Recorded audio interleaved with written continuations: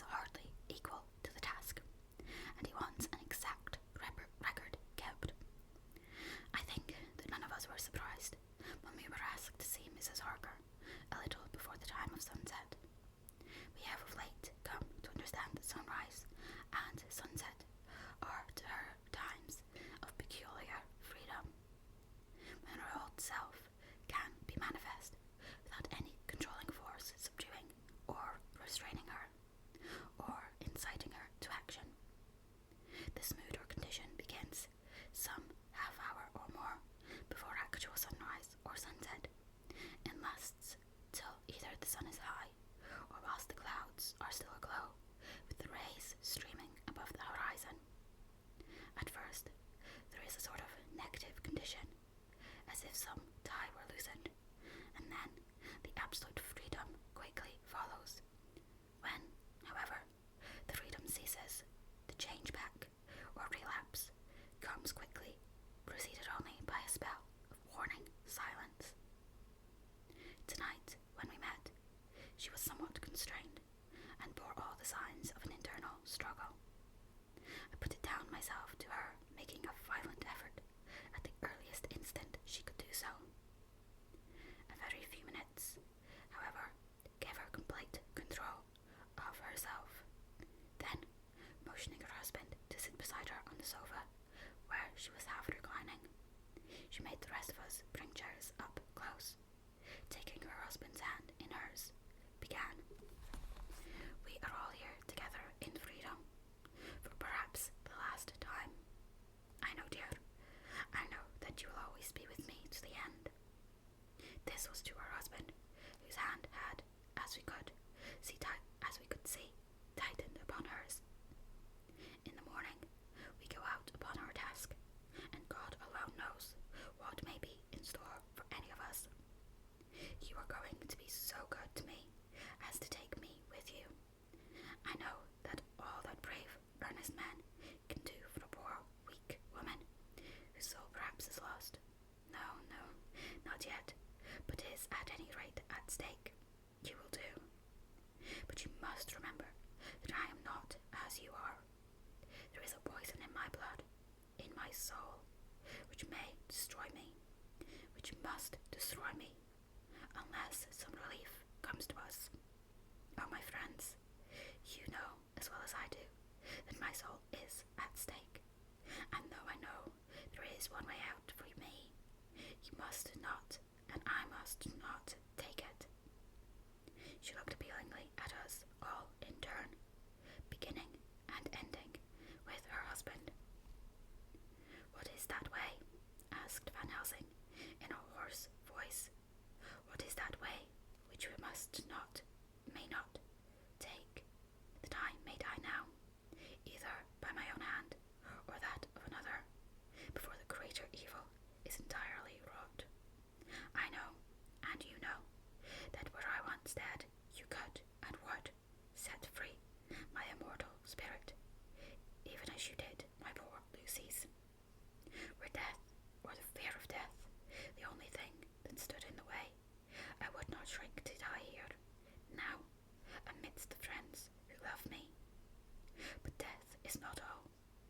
I cannot believe that to die in such a case, when there is hope before us, and a bitter task to be done, is God's will. Therefore, I, on my part, give up here the certainty of eternal rest, and go out into the dark, where may be the blackest things that the world or the netherworld holds. We were all silent, for we knew instinctively that this was only a prelude. The faces of the others were set, and Harker's grew ashen grey. Perhaps he guessed better than any of us what was coming. She continued, This is what I can give into the hodgepot.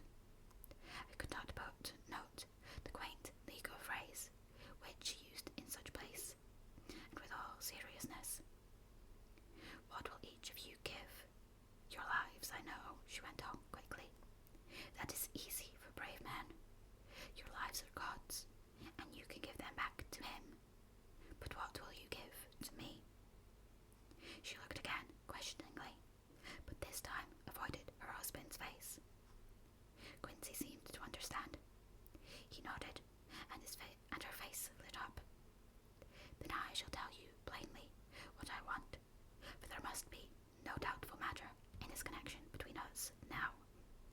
You must promise me, one and all, even you, my beloved husband, that, should the time come, you will kill me. What is that time? The voice of Quincy's, but it was low and strained.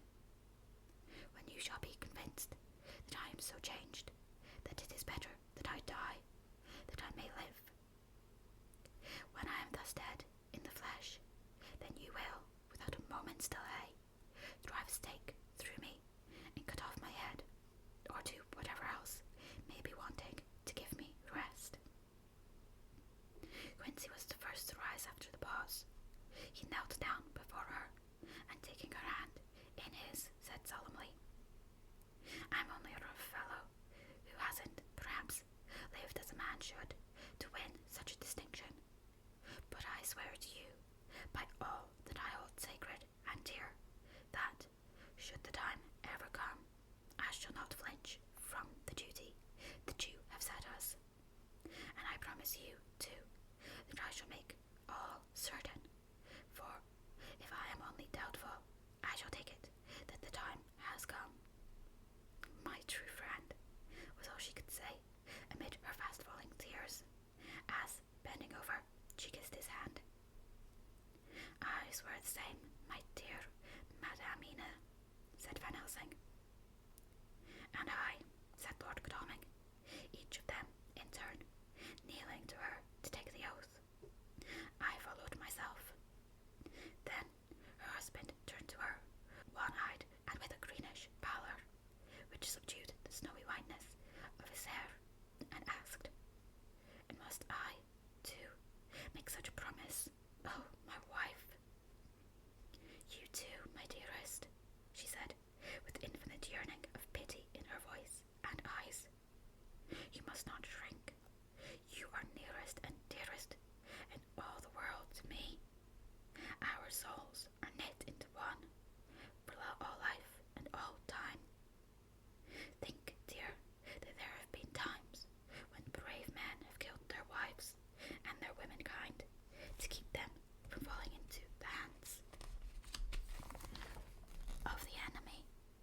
Their hands did not falter any the more because those that they loved implored them to slay them.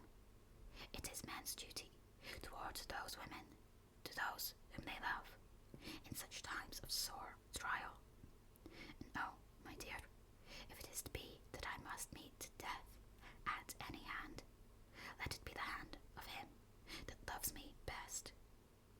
Dr. Van Helsing, I have not forgotten your mercy in poor Lucy's case, to him who loved. She stopped with a flying blush and changed her phrase. To him who had best right to give her peace. If that time shall come again, I look to you to make it a happy memory of my husband's life, that it was his loving hand which set me free from the awful thrall upon me. Again, I swear, came the professor's resonant voice. Mrs. Harker smiled, positively smiled, as with a sigh of relief, she leaned back and said, and now, one word of warning, a warning which you must never forget. This time, if it ever come, may come quickly and unexpectedly, and in such case, you must lose no time in using your opportunity. At such time, I myself might be, nay, if the time ever comes, shall be, leagued with your enemy against you. One more request. She became very solemn as she said this. It is not vital and necessary like the other, but I want you to do one thing for me, if you will. We all acquiesced, but no one spoke. There was no need to speak. I want you to read the burial service. She was interrupted by a deep groan from her husband. Taking his hand in hers, she held it over her heart and continued, You must read it over me some day, whatever may be the issue of all this fearful state of things. It will be a sweet thought to all or some of us. You,